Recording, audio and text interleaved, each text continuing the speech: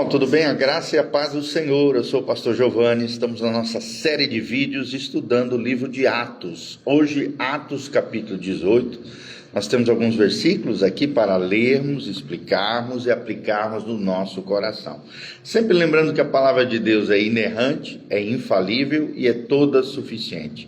Ela é viva, ela é eficaz, ela funciona, ela é a bússola do crente. Então abra o seu coração, deixa Deus falar com você através desse estudo exegético, expositivo, de toda a carta, todo o livro de Atos dos Apóstolos ou Atos do Espírito Santo.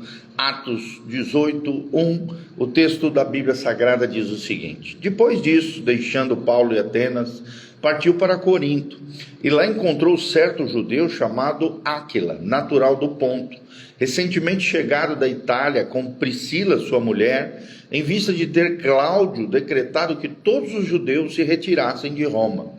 Paulo aproximou-se deles, e posto que eram do mesmo ofício, ou seja, fazedores de tendas, passou a morar com eles e ali trabalhava, pois a profissão deles era fazer tendas. Todos os sábados discorriam na sinagoga, persuadindo tanto judeus como gregos. Quando Silas e Timóteo desceram da Macedônia, Paulo se entregou totalmente à palavra, testemunhando aos judeus que Cristo é Jesus. Opondo-se eles e blasfemando, sacudindo Paulo as vestes, e disse-lhes: sobre a vossa cabeça o vosso sangue. Eu dele estou limpo e desde agora vou para os gentios. Saindo dali, entrou na casa de um homem chamado Tício, o justo, que era temente a Deus. A casa era contígua à sinagoga, ou seja, próxima, à sinagoga, mas Crispo, o principal da sinagoga, creu no Senhor com toda a sua casa. Também muitos dos coríntios, ouvindo, criam e eram batizados. Teve Paulo durante a noite uma visão em que o Senhor lhe disse: não temas, pelo contrário, fala e não te cales, porquanto eu estou contigo e ninguém ousará fazer-te mal, pois tenho muito povo nesta cidade.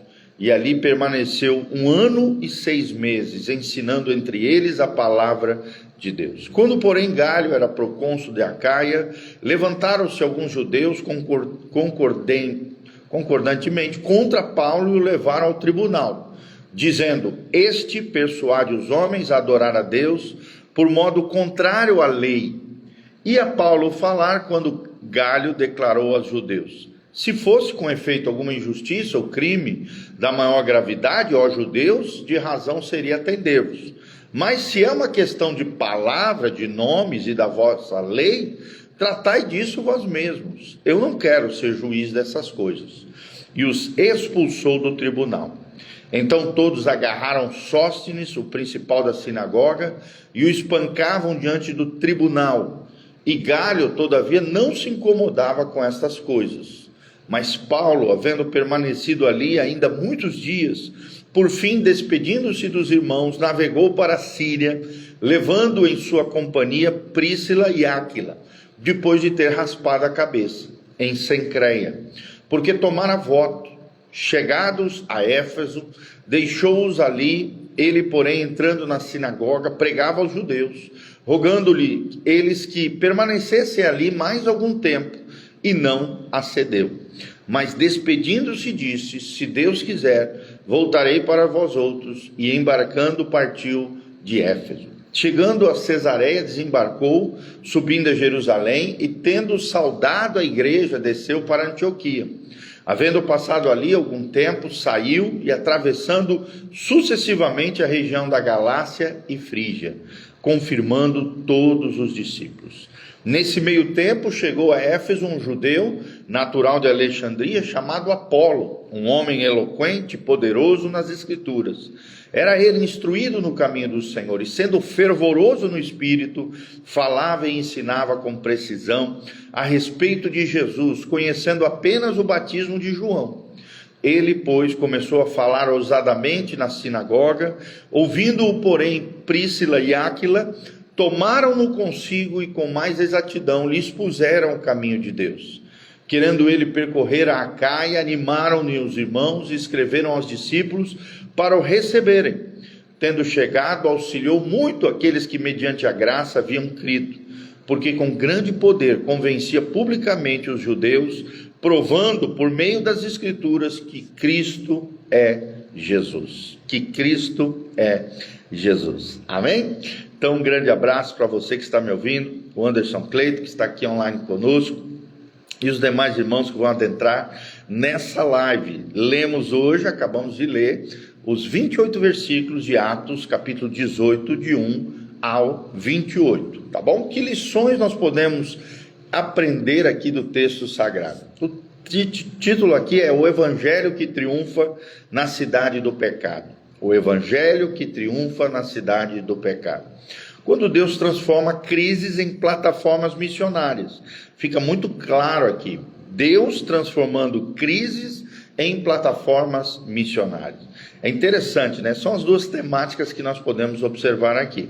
Atos 18 é uma espécie de aula magna da providência divina na vida missionária. Em Corinto, uma cidade extremamente imoral, e em Éfeso, um centro pagão de idolatria, bruxaria e muita coisa terrível lá também. Nós vemos Deus agindo em relacionamentos, em sustento secular, em promessas sobrenaturais e até em tribunais para estabelecer a sua igreja, o corpo de Cristo.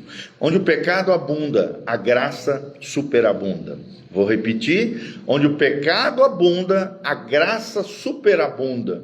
É o que diz Romanos 5:20. Então, primeiro pontinho, Corinto, aqui a cidade em destaque é Corinto, e as estratégias divinas em meio à oposição.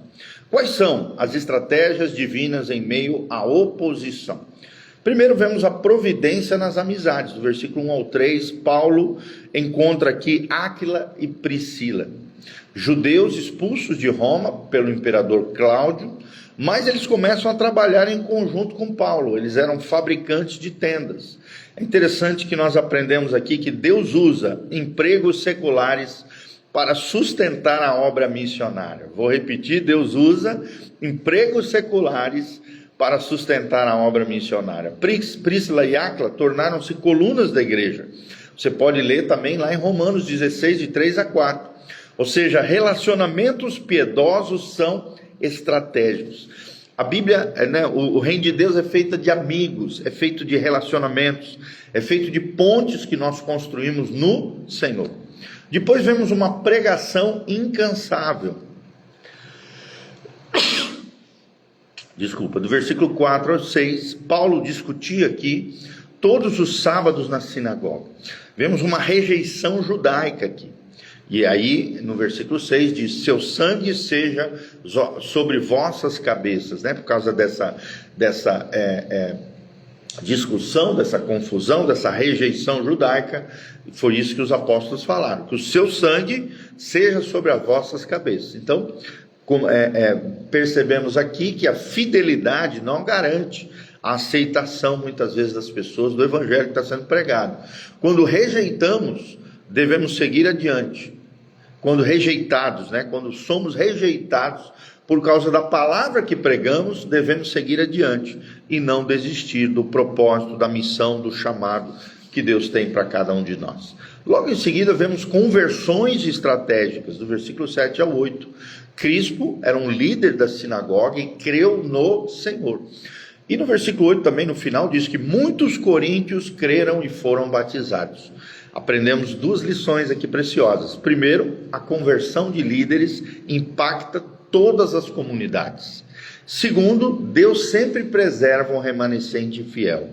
Deus sempre preserva um remanescente fiel. O que é um remanescente fiel? Um grupo de pessoas que vai permanecer no chamado, na vocação, na salvação, na vida eterna, no propósito de Deus para essa terra. Depois vemos a promessa no vale, do versículo 9 ao 11. Eles tiveram uma visão de Cristo. Não temas, porque tenho muito povo nessa cidade. O próprio Deus, através do Espírito Santo, falou ao coração deles no versículo 9 a 10. E o resultado foi que Paulo permaneceu nessa cidade, Corinto, durante 18 meses, um ano e meio ali. E aprendemos também duas lições. A promessa divina antecede a perseverança humana. Quando ouvimos a Deus, precisamos ouvir e obedecer a palavra de Deus, aquilo que Deus nos manda fazer. Deus não chama para um sucesso fácil, mas para fidelidade em meio às batalhas travadas, às batalhas da vida, tá bom? Segundo pontinho que queremos trazer para vocês, o julgamento de Galho, quando a justiça humana serve o reino. Quando a justiça humana serve o reino. Do versículo 12 ao 17, vemos uma acusação falsa por parte de judeus enciumados ali. Judeus acusam Paulo, dizendo: esse homem persuade os homens a adorar a Deus de modo contrário à lei. Mas vemos a sabedoria aqui de Galho, né, um líder, um governante daquela região, um procônsul. Ele rejeita essa causa. Ele diz: se fosse crime, eu os ouviria. E aí vemos um veredito. Isso é questão de palavras. Resolvam entre si, no versículo 15. Então, vemos que Galho, mesmo sendo um pagão, tornou-se um instrumento da proteção divina dos apóstolos que ali estavam. Deus usa até autoridades ímpias para a sua glória, para os seus propósitos. Então é interessante, vemos a humilhação aqui dos acusadores no versículo 17.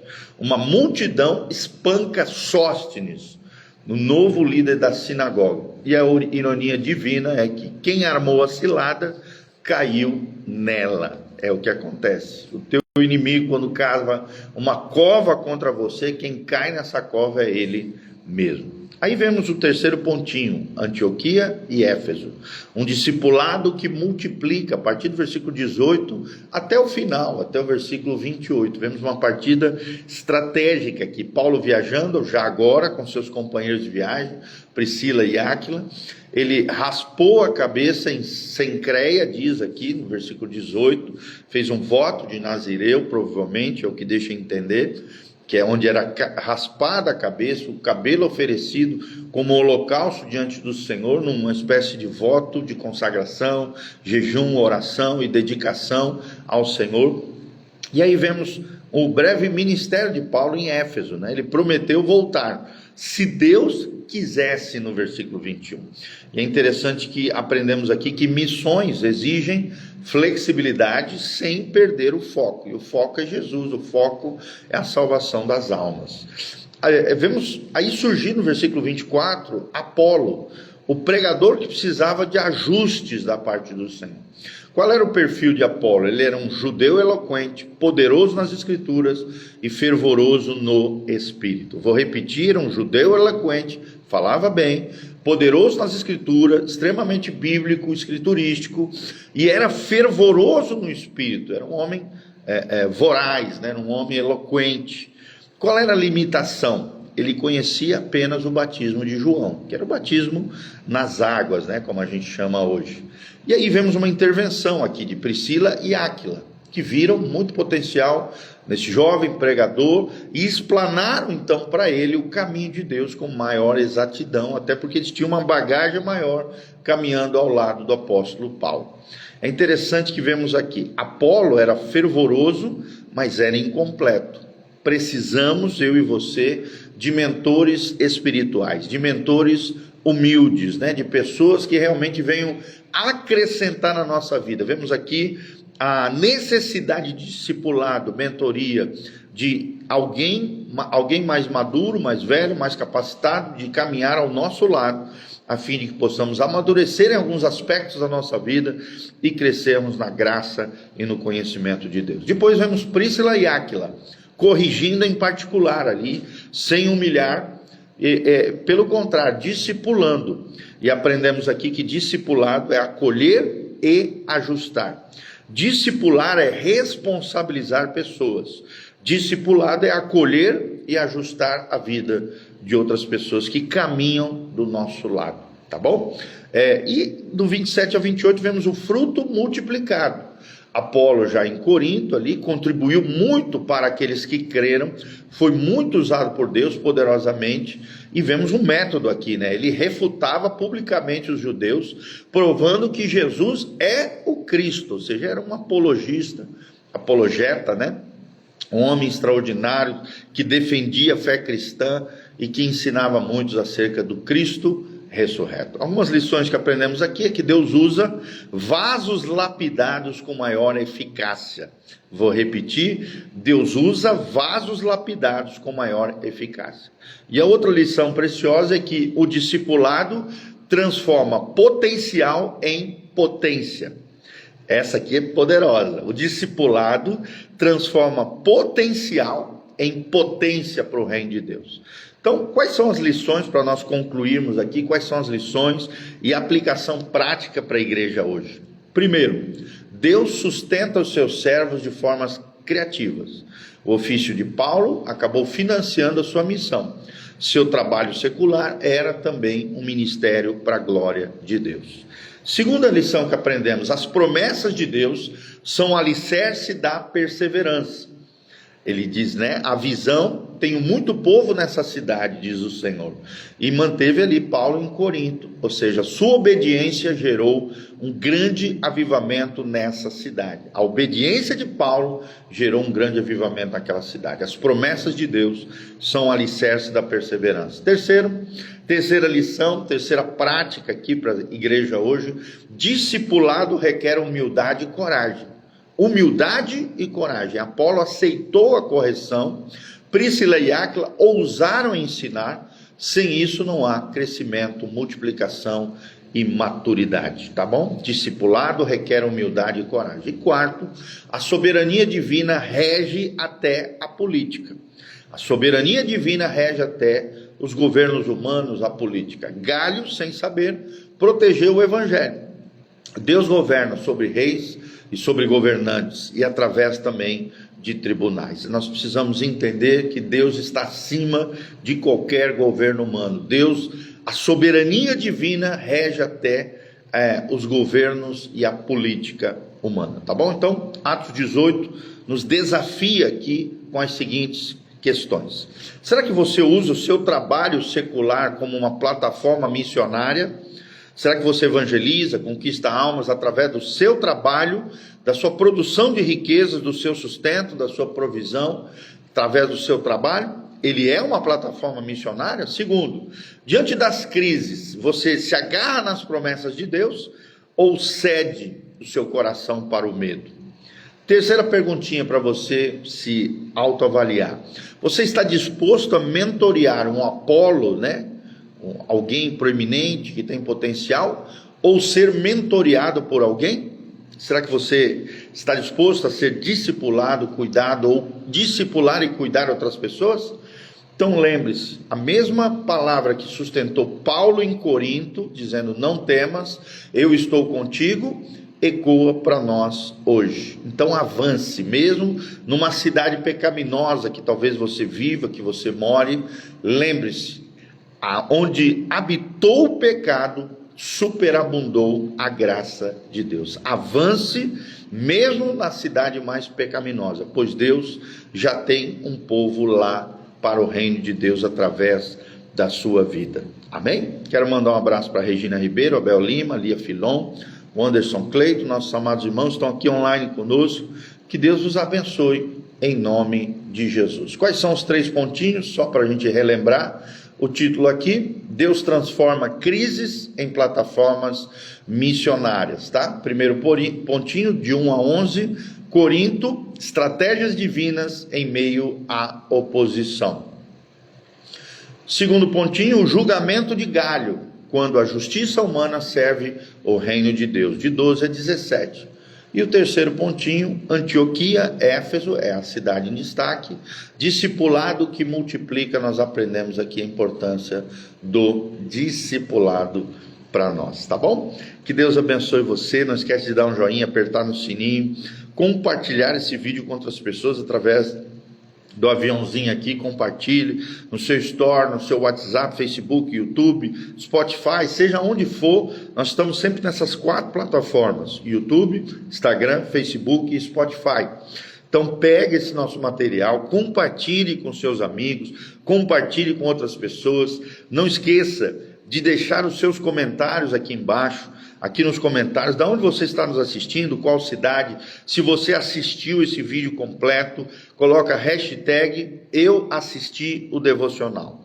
Eu assisti o devocional, hashtag eu assisti o devocional, e aí a gente vai saber que você realmente assistiu todo esse devocional e vamos ficar muito felizes com isso, tá bom? Aqui no link da descrição também tem todas as informações da nossa igreja, do nosso ministério. Hoje, quarta-feira, não temos mais culto na quarta-feira. De segunda a quinta-feira agora é só células à noite na casa dos irmãos. Então, se você quer nos conhecer, quer saber aquilo que Deus está fazendo, liga para nós, está aqui o nosso telefone também no link da descrição, as nossas redes sociais, as nossas mídias sociais, as informações para contribuições. Se você puder nos engajar conosco, nos ajudar nesse ministério de pregação da palavra, cuidado de vidas, nós agradecemos a Deus pela sua vida e queremos agradecer pelo seu carinho, seu amor, seu afeto, a sua generosidade e por tudo aquilo que Deus tem feito através da sua vida. Amém? Que Deus os abençoe. Vamos terminar orando por você, é claro. Feche seus olhos, coloque a mão no seu coração. Pai, no nome de Jesus, encerramos essa live de Atos 18, aprendendo a Deus os grandes feitos do Senhor, através da vida de Paulo, através de Apolo, através de Priscila, Áquila, esses grandes personagens da história da igreja que fizeram toda a diferença na sua geração. Senhor, nos ajude a sermos como eles, homens e mulheres que ouvem a sua voz, homens e mulheres sensíveis à direção do Espírito Santo, homens e mulheres, ó Deus, cheios da tua graça, da tua unção, que preguem o Evangelho com ousadia, que exponham as Escrituras, que revelem, ó Deus, através da palavra, da sua pregação, da sua ministração, o poder do Cristo ressurreto. Que o Espírito Santo esteja sobre nós, que o Espírito Santo nos capacite, que o Espírito Santo nos vivifique, que o Espírito Santo, ó Deus, movimente, mobilize céus e terra, Pai, gerando um grande avivamento nas nossas cidades. Por mais que estejamos em cidades cheias de pecado, onde abundou o pecado, superabunde a graça de Deus, salvando vidas, famílias, pessoas. Ó Deus, fortalece o teu povo, aviva a tua obra, aviva a tua igreja, Pai, tira toda apatia, frieza, indiferença, toda mesmice, Pai, toda e qualquer anomalia na alma dos meus irmãos que me ouvem, Pai, todo mundanismo, todo secularismo, todo e qualquer, ó Deus, assédio de Satanás e seus demônios, que eles sejam firmes, fortes diante da afronta, da hostilidade, da perseguição, possamos perseverar e sermos fiéis ao Senhor em todas as coisas. Nós te louvamos e te agradecemos de todo o coração, pedimos a tua graça sobre nós, a manifestação da unção e do poder do Senhor. Que o Senhor nos abençoe, nos guarde, multiplique ricas bênçãos sobre nós e derrame graça e glória sobre os teus filhos. É o que nós te pedimos de todo o coração. Fortalece os caídos, cura os enfermos, sara os feridos, abençoa o teu povo com a presença gloriosa, abundante, abençoada, superabundante graça do Senhor. É o que nós te pedimos em nome de Jesus. Amém e amém. Um abraço, queridos. Deus os abençoe. Amém e amém.